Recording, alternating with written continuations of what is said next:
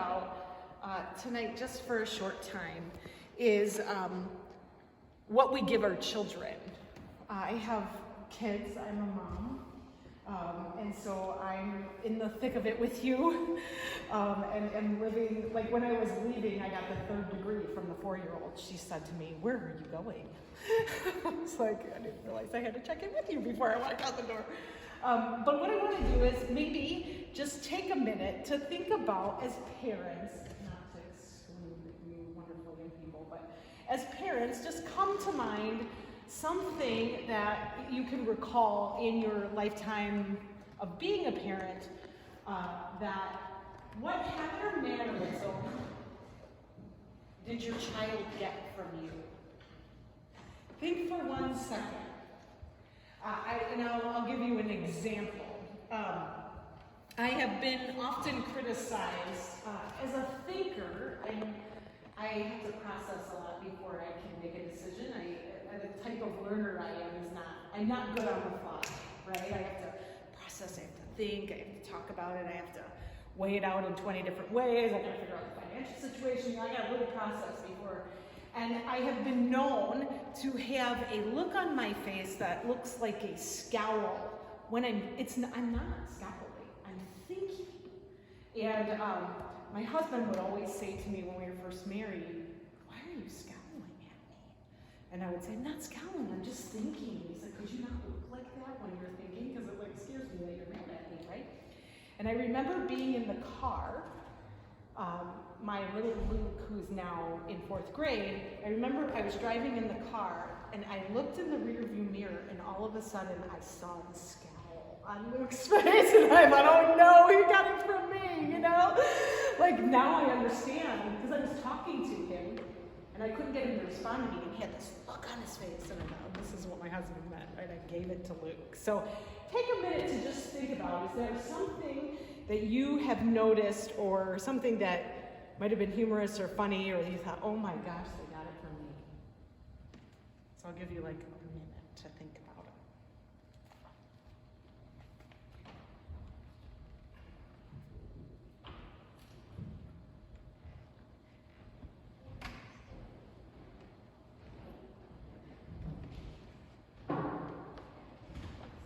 Hi, how are you? Come on in.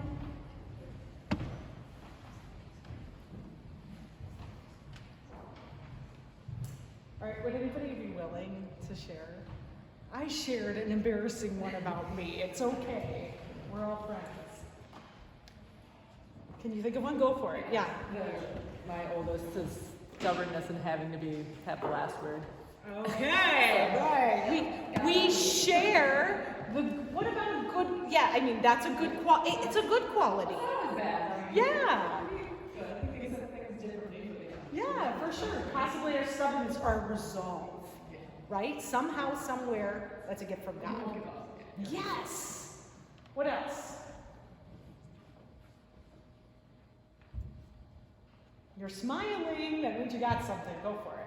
I was thinking about my laziness in a way. I just kind of let things slide a lot and see other kids. And you see it in them, and you're like, "Oh, I do the same thing," right? We share with them the good and the bad, right? Anyone else? We all see it in the kid. Go for it, yeah.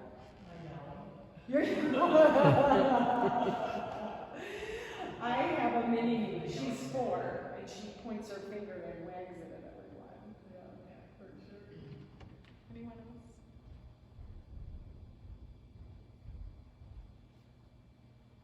Kind of funny. You're smiling too. Do you have one? I was thinking more about their like husband, man. Oh. I think my little perfectionist tendencies are definitely my daughter. So God gives us these little people. He entrusts them to our care, or big people, whatever their age. And so that's what we're going to talk about tonight, just a little bit. So I'm going to go ahead and have some slides. I want to talk to you. Let's do an opening prayer, and then I'll introduce myself to you so you know who I am. So let's begin in the name of the Father, and the Son, and the Holy Spirit. Amen. Let's pray this together. Oh God, bless our children and help us to lead them to you. Give us light and strength and courage when our task of parenting is difficult. Lord Jesus, strengthen and protect our children in the midst of the challenges and temptations which surround them in the world today. Holy Spirit, fill us with love and peace, so that we may help our children to love you. We ask this in Jesus' name. Amen. Holy Spirit, amen. So, I know we don't know each other. I would love to spend days and hours with you, just talking and sharing life. I feel like that's a gift that God has given me. But my name's Michelle Nilsson. I work full-time in what we call the chancery offices. So I work for the bishop. Have you guys met him? Has he been here? Mm-hmm. He's been here, right? Have you seen the bishop or met him?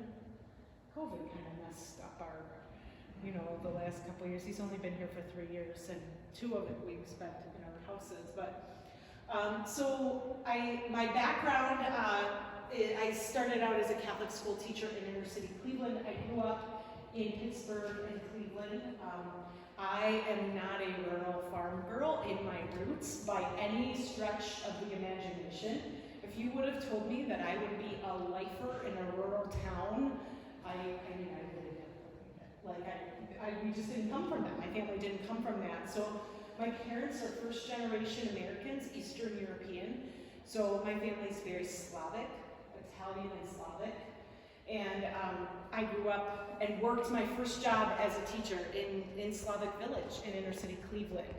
And so my undergrad was in education and psychology. And then I went on, had a huge experience and encountered the Lord in college in a very profound way.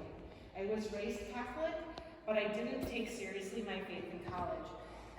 But my parents worked hard to teach us the faith. And I always knew that it was important to me. I just thought I could put it on the shelf and put it away for a couple years. And I suffered when I did that, as many of us have had that experience in our lives. And my senior year of college, I was making a decision. I really felt a call to do some sort of mission type work. And when you live in the secular or in like the worldly part of the world, the answer is like the Peace Corps, or it wasn't like a Christian mission. And but the Lord led me to a Christian-based ministry service.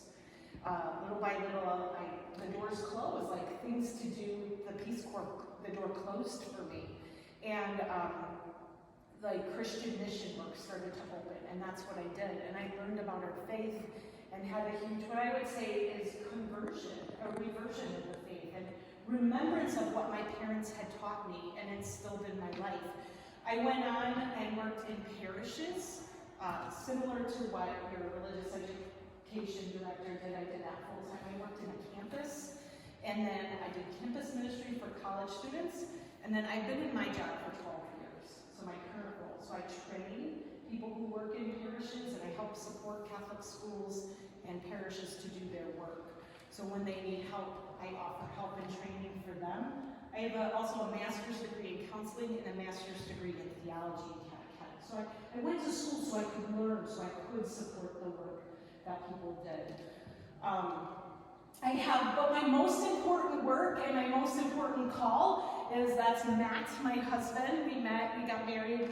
I'll tell you a little bit later, a tiny bit of our story of answering God's call to family and raising our children. Matt is a Madison native. Funny, so that's how we ended up here. We met by the way of Raleigh, North Carolina. He works for an agronomy, soil science organization and publications, and so he was working with North Carolina State, and we met in North Carolina, and he moved me to Wisconsin. And I cried for a year. I thought, I'm gonna die. Because everywhere I would go, there were farms. I had never been on a farm in my entire life, an actual farm. Once a year we would pick pumpkins somewhere in Ohio, but like there are farms in Ohio, don't get me wrong. But I had never had that experience, and now I'm getting a lifer. I'm good. I own property and a house and everything, and I have grown to love and really appreciate where we are. We have 3 children. Luke is 9, Joshua is 6, Annalise is 4. I am not pregnant, one on the way. We are in the middle of the adoption process, so we are waiting a call. I could get a call tonight. Well, we just had a situation fall through over the weekend, so we're waiting for a baby. Annalise, we have 2 homegrown, 1 store-bought currently, and our boys are both biologically born into our family, and Annalise is born into our family through the adoption process. So we've journeyed that route. We have 6 babies in heaven, so that's part of our story of losing children to miscarriage. And then I have also, like I said, I've worked for the bishop for quite a few years, so my job, one of my jobs is to work and to ensure that the faith is shared in the Diocese of Madison. And one of the major projects that I have helped to author but also support parishes in is what we call Go Make Disciples. Have any of you heard or read in the Herald anything about all of that? Have you heard? You've heard of it about Go Make. So you've heard, you're nodding your head, yes. The bishop has recently, in the last year or 2, looked at the life that we are living in the Diocese of Madison in southern Wisconsin and said, are we truly in the church living the mission that Jesus has set forth for us? And so he asked those of us who work for him, and for those of us that work in parishes, his brother priests, people who are staffed in parishes, and then to all the faithful, to the lay faithful, to you and to me as a parishioner. You know, I live in Wanakee. My kids go to school in Ashton. They go to a rural Catholic school just in Middleton, essentially. As a parishioner there, my pastor has challenged us to say, are we making disciples? Are we living the mission of the church? Not just as a person who works for the bishop, but as a person who brings my family to church and lives this faith. And this most important vocation that we are all called to as parents is to make disciples, to make little disciples in our families, to encourage and teach the faith and hand it on to them. And it's a bigger initiative, obviously, in the diocese. So it's looking, I mean, Father Michael's a wonderful man, so nothing against him, but it's looking hard at Father Michael and the work he does, and every other priest and every other parish, and saying, is the work we are doing here really bearing that fruit? Are people better disciples because they've engaged and they've heard the gospel and they're ready to share it with the people in their life? And in some places, the answer might be, yeah, absolutely.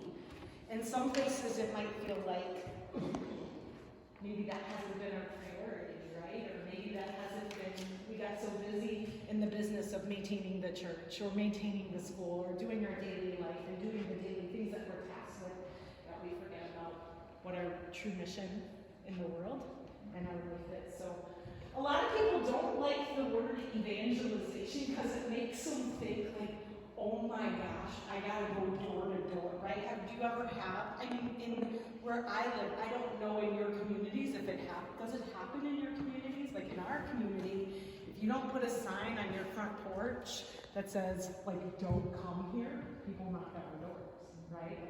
And they ask us, like, some of the Mormon missionaries come, or we even have an evangelical church that goes door to door. They leave food on my front porch. And they ask us, do you know Jesus? And they invite, when I moved in, I had a whole crew of evangelical people from a church down the road that wasn't Catholic that brought me food and said, where are you going tonight? Where are you going to church on Easter?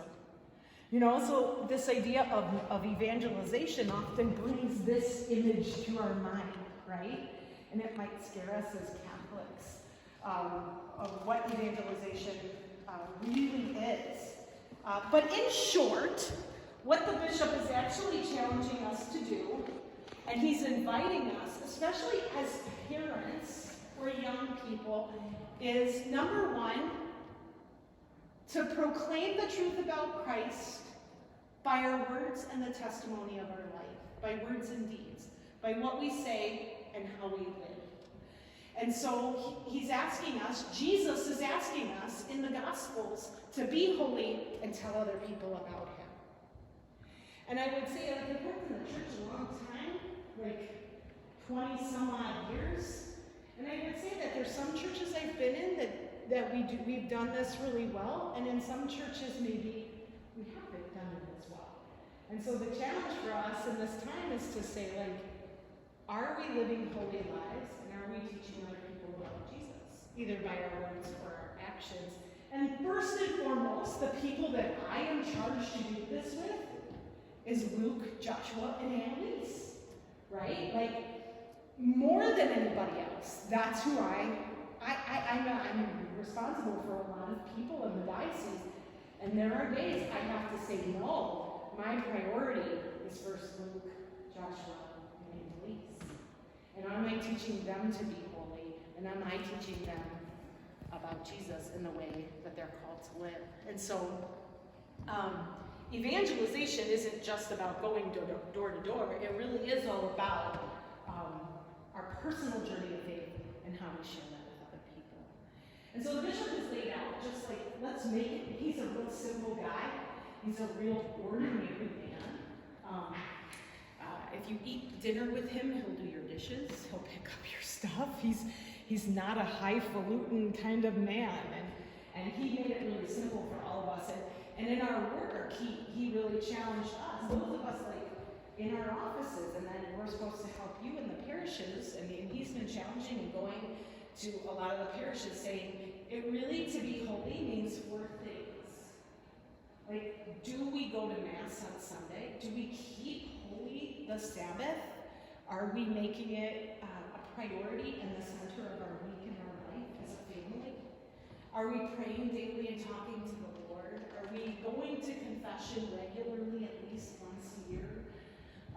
And then, do we understand what it means to make sacrifice? And that's done primarily on Fridays. In the church, that's actually the truth. You're probably not taught that. I think it was like until I was 24 years old, I didn't know that. I didn't know that you're still supposed to make an extra sacrifice on Friday. I thought that was like old school, you know? And it was shocking to me to discover that. And I'm not a huge fish lover, so for me, it really was a sacrifice to eat fish on Friday. For my husband, it's like, oh, we're going to dinner. Let's have scallops, right? So for some people, maybe that doesn't seem like as big of a sacrifice. But these are the things that help us in our journey of holiness. Also, the second part is talking to people about Jesus. Meaning, like, do we journey with other people in the faith? We come to Mass, we have friends who are faithful. We relate about our own journey of faith to one another. We encourage one another. And as parents, our job of relational ministry is our everyday evangelization. What we do with our children, what we do with our spouses, what we do in our workplace. I mean, we don't need to be like, you know, looking at it's a little different for me because I'm in the bishop's office, probably. For you guys, it's not going to be, or in school, right? You're not going to go up somewhere and be like, I'm saved. You know, right? It might be kind of work to do that. But to be the person that Jesus is asking us to be in those public workplaces, in our schools, and even in our work sometimes, to challenge one another to be holier, to love the Lord, to live that faith. I know we do it in our house a lot. I've been challenging my kids, and they're kind of a test case, so I try everything out on them before I go and teach other people. But really challenging them to think like a disciple. What does it mean to be a disciple of Jesus? What does it mean to be one? And how am I helping to make them and form them into disciples? And that's really our call as parents. So Matt and I met, we were in our 30s. We were both had a long life of work and our journey. And what was really, we actually met online on a Catholic website. And what drew me to Matt when I met him was in his description of what he was looking for. He described himself very well in writing. He's a writer, he's a journalist. And basically articulated himself as a person who is following Christ, and he was looking for someone to walk that journey with. Right? And I just thought that was so beautiful, right? And I thought, oh, this will be great, and in my naivete, I thought, oh, well, we'll raise these beautiful little Catholic disciples. It'll be great because we're both living this faith in life. And life is not that easy, and it's not that simple. And sometimes little people have their own will, and maybe they don't want to participate, or all that sort of thing. But we both came from Catholic families. My family very much practiced the faith. Matt's family did not. His mom did. In Matt's family, it was not, he didn't know. He had never heard the word disciple. He wouldn't have articulated it that way. He didn't know what it meant to be a faithful Catholic. He didn't know what that meant to live that out because no one ever taught it. No one talked about it in his home. And his mom, my mother-in-law, grandma in our house, is a lovely, faithful woman, but she kept it to herself. She kept it in her heart, but she didn't share it. And my husband grew up and lived a much harder adult life, not practicing his faith because no one talked to him about it. In my house, I am an Italian mother, so I don't know what you know about Italians. It's a very German land, I understand. Italian think of Germans, the polar opposite of Germans are Italians, right? And so my mother had Mary in every room. Now, this isn't the polar opposite. You might have Mary in every room. My mom had, are you Italian? No, okay. What are you? Polish. Polish, okay. Similar, okay.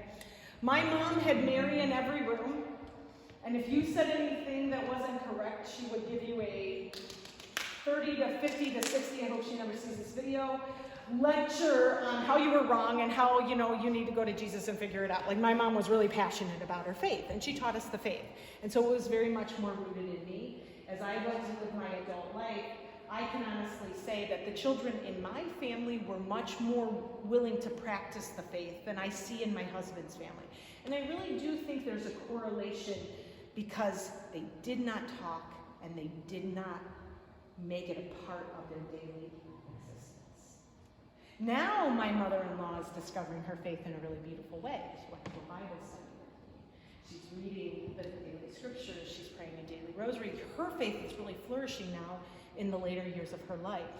But when I met Matt, that was really a priority to him, was that when we raise a family, even more so than me, he really wanted it to be something that was a part of the daily fiber. And he's taught me a lot about really being explicit about the things that we do with our children. Also, I don't know whose room this is. So there was another, but look at it, like, it is very hard to love Jesus when our houses look like this. As a metaphor, let's say,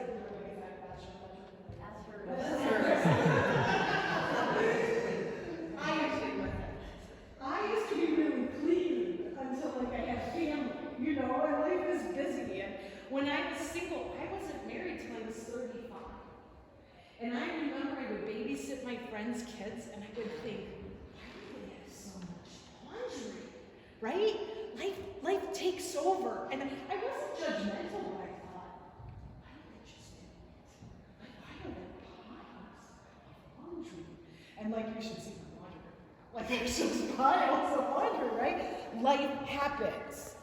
And it's very easy to get caught up in the, I need to attend to this, because this is what we see, and this is what clutters our life, and it creates chaos all around us. And it's hard to take time to seek the holiness and to seek the things that are most important. To let that be what it is, and to say our priority is the Lord. We feel we're so swallowed up by stuff and schedules and busyness and life, and in our houses, basketball and swimming and this and that and school and homework and work, and both of us work full time. And in our house, in our family, Our house is really unique, and our call, I think, is unique. We have a household full of people for where we couldn't produce children. We have, we joke and call it the home for the aged, because God has filled our house in a different way. We have a full-time uncle in our care who is suffering from dementia, and then we have 2 sets of parents. My parents come and live with us part of the year because their health is so poor. And so we have lots of people to care for, and lots of things, and lots of people to go to the doctor, and lots of appointments, and lots of things that get in the way of taking time to be quiet and be with the Lord. We're making that a priority because the chaos of life sort of swallows us up at times. It's funny because it's real, you know, and we all have a room in our house that looks like this. And if you don't, I would love to talk with you about how it's even possible. Because I've not met anybody that doesn't have the chaos of life. But there's some important statistics, I think, for us to share and to face the hard reality of our life. Bishop, we're in a strategic planning time of the diocese where they're looking at the diocese and saying, who's practicing the faith? Because we have 102 parishes, we have lots of buildings, we have lots of property. But how many people are coming? How many people are getting baptized? How many kids are receiving First Communion? And I'll give you one statistic. I've been in my job 12 years. Baptisms from the time I started to right now are around 40%, I think is the number they gave. 40%. There wasn't that many to begin with. Marriages, I think we started out in the year I started, there were 1,500 marriages a year, and there's less than 500 now. Literally, people are not getting married. It's not that they're even getting married in like a courthouse, they're not getting married. Like the statistics show that people just aren't getting married. They don't believe in marriage and family anymore. So things are changing in our culture. That doesn't mean there isn't hope, right? But we're seeing that the average young person decides to leave the Catholic Church in their heart and their mind at age 13. It means we aren't raising adults into the faith. And so how can we take a step back and say, and do something different, right? We only have control over who's in our home, and we don't even have control. All we can do is pray and bring them before the Lord, and bring our home before the Lord, and do the best that we can. We also know John Paul II, before he died, he wrote about the family, and he talked about this crisis that was going to ensue in the world. And he says in his document on the family, as the family goes, so goes the nation, so goes the whole world in which we live. And so we see the church is changing very much in correlation. Now we don't know, but we can say there seems to be a correlation between the breakdown of the family and the breakdown of Christian values within the family, with a direct correlation to the decline in Christian practices in the church. It seems to correlate very closely. Now, is that the cause? I don't know. Is one the cause of the other? Possibly. Maybe the breakdown in Christian values breaks down the family or vice versa. But there are things we can do differently that might change our household, right? Like I said, my little ones, I don't know how they'll be when they grow up. But I will tell you this. They are capable of learning. Again, my children are the test case. I'm trying to. But the other day, or about a month or two ago, I had heard Joshua, who is 6, telling Annalise, right? Like the 6-year-old is the source of wisdom for the 4-year-old. And I'm coming down the steps to get coffee, and I hear him say something about, I heard her go, well, who is the devil? Right? They're talking about spiritual things. And he says, he prowls about the world seeking the ruin of souls, right? He learned the St. Michael prayer. Is basically what happened, and he's sharing with her. It's just so funny because he's hearing what he learned to pray.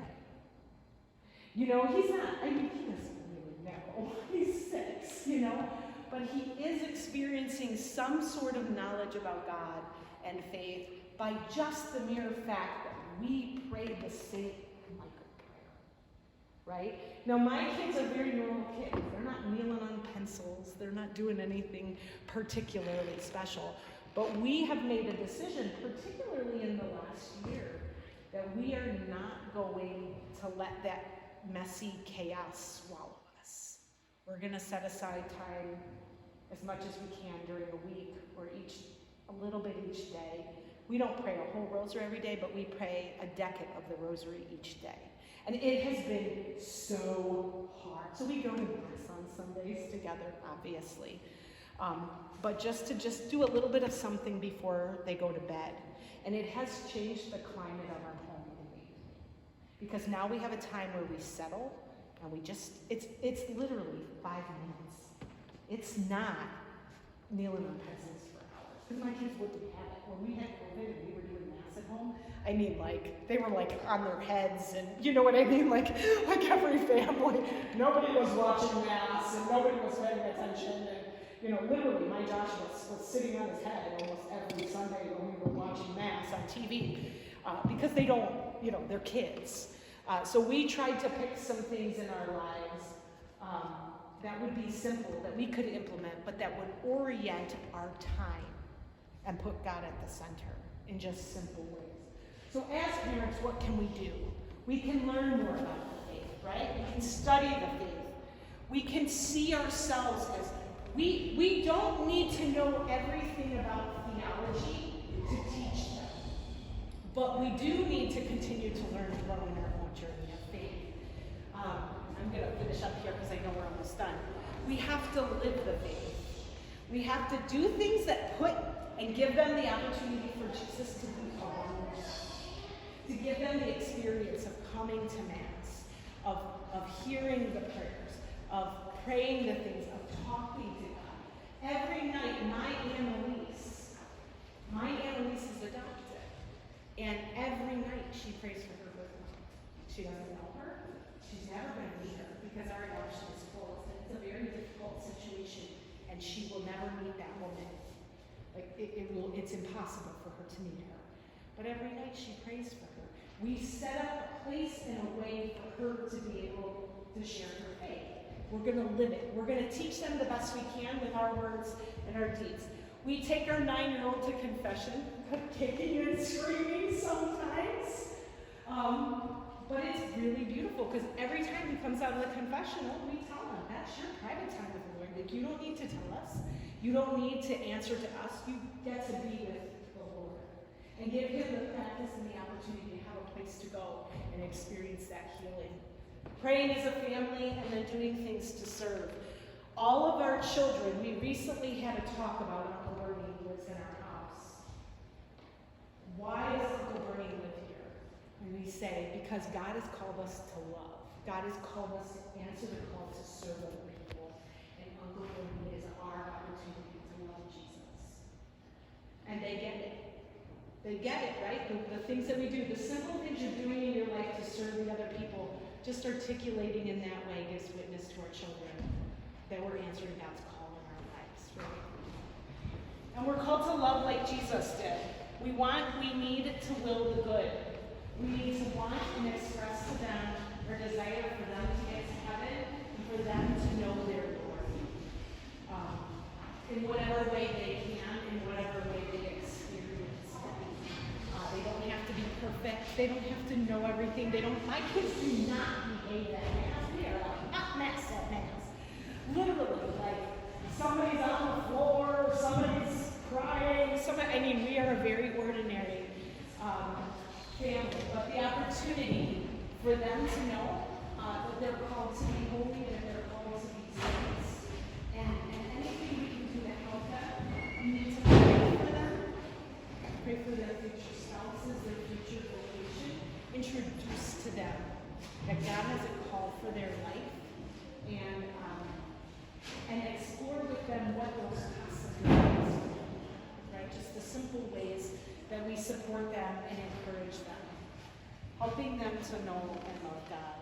And then we know that when children are raised in faith, I worked in the counseling world for just a couple of years when I was in graduate school, and I remember reading Carl Jung, who's a famous secular psychologist, and him saying, God if people went to confession and practiced the faith regularly, that counselors and psychologists would be out of business. Because God brings healing. I mean, obviously, some of us need clinical care, right? It's just the reality of life.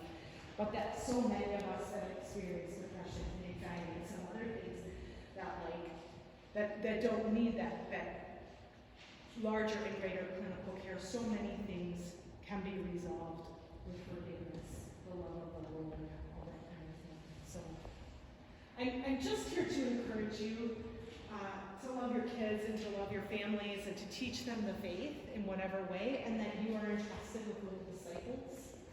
And it's our job, it's our call. The Lord's gonna someday we're gonna meet him, and he's gonna ask us, did we bring him to church? Did we love him? Did we teach him the faith?